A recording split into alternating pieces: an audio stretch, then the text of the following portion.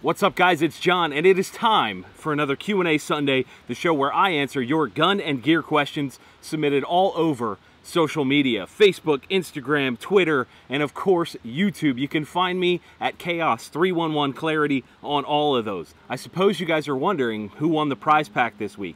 Well, Barthach on Instagram submitted a question last week about mental illness, and you guys absolutely loved it. It spawned some amazing discussion, and he is going to take the win this week.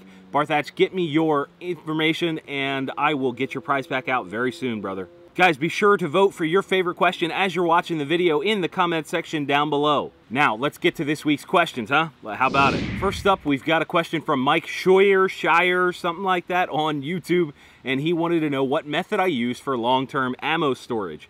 And he admitted that he knew I was a shooter and I don't really store ammo for a very long time. If I was to do something like that, I'd probably throw it in an ammo can with a little bit of desiccant, and that would be that. I don't go to any crazy lengths.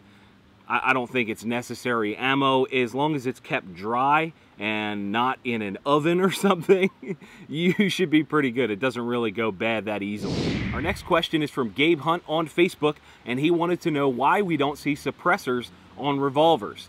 And Gabe, that's a pretty simple question to answer. If you look at a revolver, between the cylinder where the rounds reside and the forcing cone, which is essentially the end of the barrel that they jump into, there's a small gap. In that gap, gases escape and fire comes out and things like that. There's an explosion that comes out there.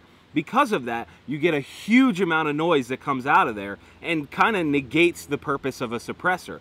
There is one revolver that I am aware of. I believe it's a Nagant revolver. It's called a gas seal revolver, where the round is actually set back in the casing and the cylinder moves forward to close the gap between the forcing cone and cylinder, and therefore no gas escapes. It's not something you see very often. It's an older design. It is really, really cool. I'd love to have one.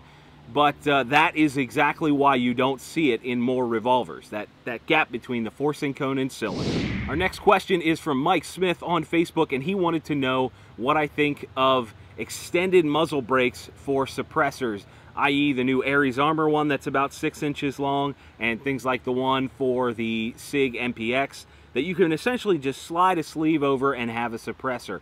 I know the Ares one, it's not threaded. They claim it's not set up for that. I think they're good ideas. We have to show the ATF that this is a stupid rule, that we have to go through all this nonsense to get a suppressor. Why should we have to do that? It should be cash and carry, just like a firearm. Why does a device designed to help your hearing and increase accuracy and reduce recoil, why is that device such a pain in the ass to get? It's kind of silly, don't you think? So I love seeing companies like SIG and Ares Armor and whoever else poke at the ATF and say, we are going to show you that you're being ridiculous. I think it's a good idea. Are they effective as muzzle brakes? I have no idea. Do they look silly on a gun? Totally.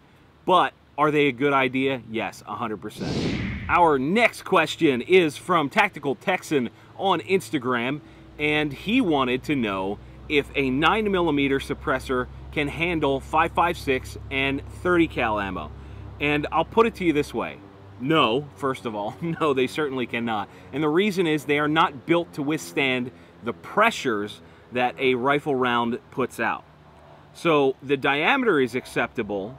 However, should you do it? No, you'll blow your can apart. Now, some 9mm cans can handle subsonic ammunition because the pressures are much lower, but as far as, you know, a standard 5.56 or 308 or whatever, no, you'll blow your can apart because the pressures are way, way too high.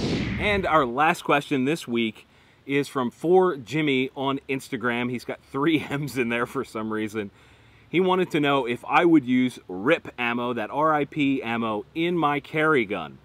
No, no way in hell. First of all, they're marketing that rest in peace ammo. No way in hell would I put that on my person and say, you know what, in court, if I ever had to prove this, I think I'll be fine. No, no way. And I think it's an ineffective ammo.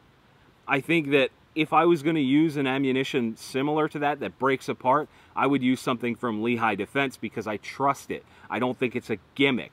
I think the stuff that Lehigh Defense makes has a lot more engineering behind it and thought behind it, whereas that RIP ammo is just trying to take advantage of people. And to be quite honest with you, I've got some ammo in my pistol right now from Lehigh Defense that you guys will see in a few weeks, probably a little bit longer than that, in ballistics testing, that I completely switched to because it's amazing. So keep an eye out for that. But back to the question at hand. Would I carry RIP ammo? No way. So that's it for this week's Q&A Sunday, guys. Please remember, vote for your favorite questions in the comment section below. You can also submit your own questions in that very same comment section. You guys know if you enjoyed this video, give it that old thumbs up. That kind of stuff helps me out a lot. Of course, if this is your first time seeing the channel, please subscribe because this kind of stuff happens every week. We have all kinds of awesome videos coming out. And as always, guys, thank you for watching. We'll see you soon.